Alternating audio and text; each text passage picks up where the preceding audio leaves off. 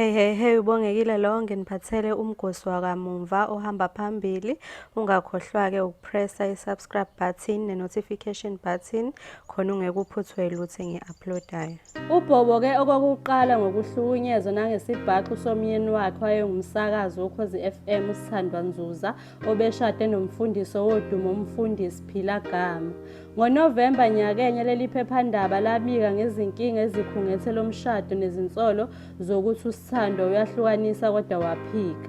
Lo mfundisi webandla iChristian Fellowship kuthiwa muva nje ushaye uSithandwa wamvala iso kulandela ingxabano ababenayo eyagcina ekutheni aze aphahlaze iselula yakhe.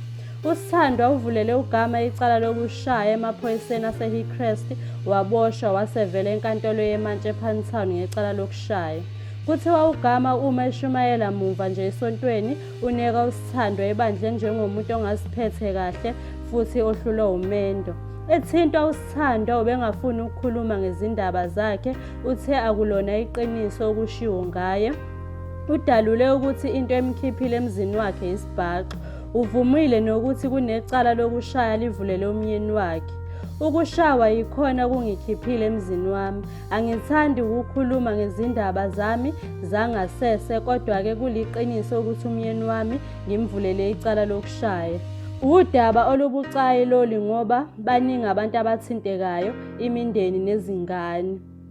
Bengithule sonke lesi sikhathi ngingasho lutho ngoba ngivikela izingane zami, kusho uSithandwa Nzuza. Uthe into emphatha kabi kakhulu ukuthi ngoLwesibili uGama bekumele ayovela enkantolo yeMantshi ePinetown, kodwa wafike watshelwa ukuthi idokodo lecala lilahlekile. Lokhu uthe kumdumaze kakhulu ngoba kumvezela ukuthi umthetho wakulela ubavikela abantu besifazane abahlukumezwayo. Uqhube wathi useyalele abameli bakhe ukuthi balusukumele lolu daba. Ethintwa uGama wale waphetha ukuphawula ngalezi zinsolo, wathi akuthinte uSithandwa. Uma nifuna ukukhuluma nami ngezinto ezithinta umkami, ngicela nixhumane naye, niyamazi, ningakhuluma naye. Uma kunezikhalazo zebandla nginganixhumanisa nebhodi lebandla, kusho uGama ngaphambi kokuvala ucingo. Okhulumela amaphoyisa waZulu-Natal uCaptain Nqobile Gwala ukuqinisekisile ukuthi amaphoyisa aseHillcrest aphenya icala lokushaya.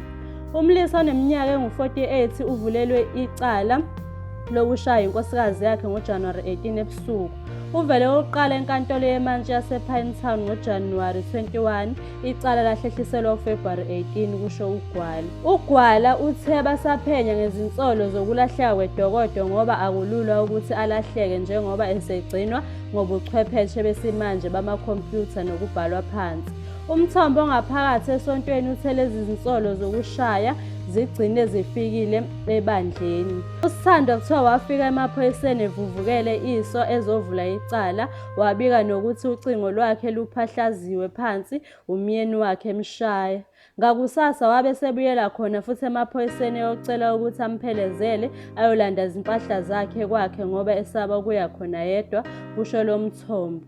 Kubikwa ukuthi ebandleni umfundisi akayiphathe ukuvulelwa icala lokushaya.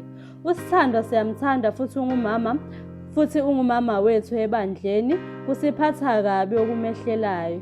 Okungimangazayo nokuyikho okungihlukumeza kakhulu emoyeni ukuthi umfundisi uma phambi kwebandla asole uSithandwa ngokungaziphathi kahle, kusho lo mthombo.